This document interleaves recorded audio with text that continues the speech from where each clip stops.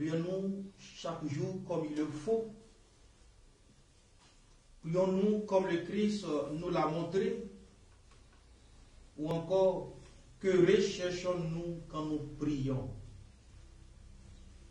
Qui cherchons-nous quand nous prions? Le Christ nous demande de prier autrement dans cet évangile. Comment? Dans la simplicité.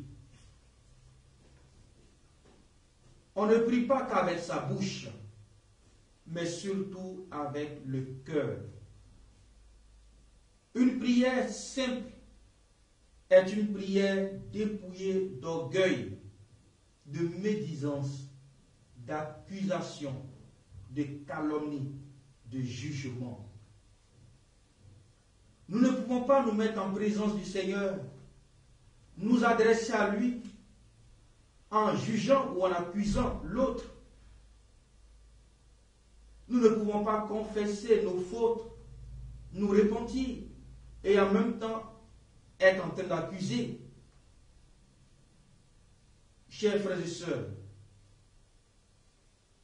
nous remarquons que chaque fois que Jésus veut donner un enseignement sur la prière, il mentionne des personnages qui étaient peu considérés dans la société, comme les publicains, les veuves, les samaritains.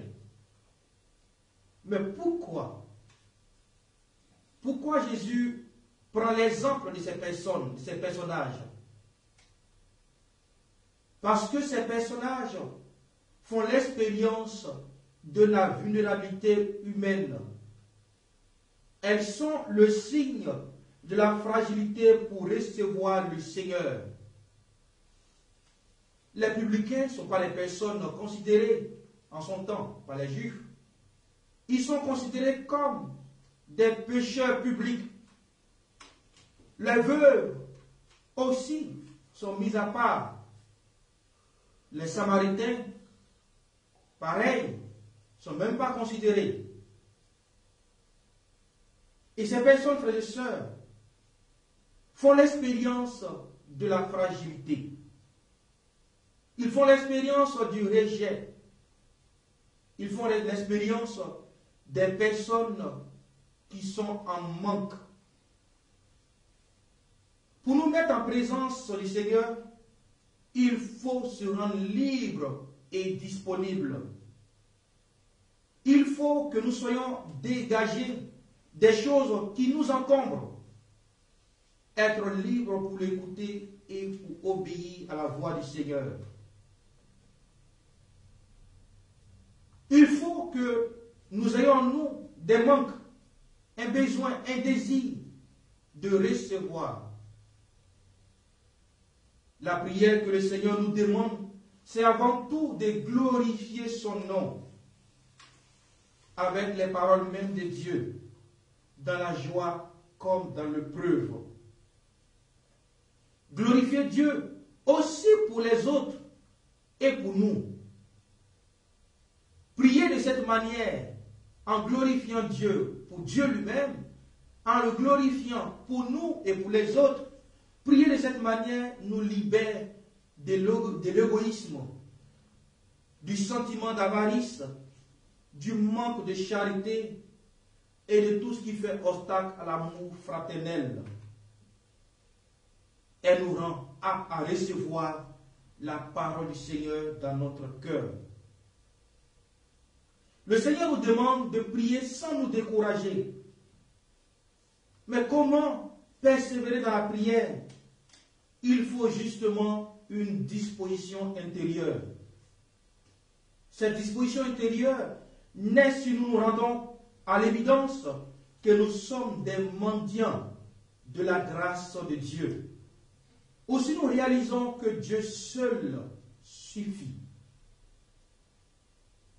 Si Dieu seul suffit, alors il faut que nous nous donnions du temps dans la prière, jour et nuit, comme cette femme, jour et nuit,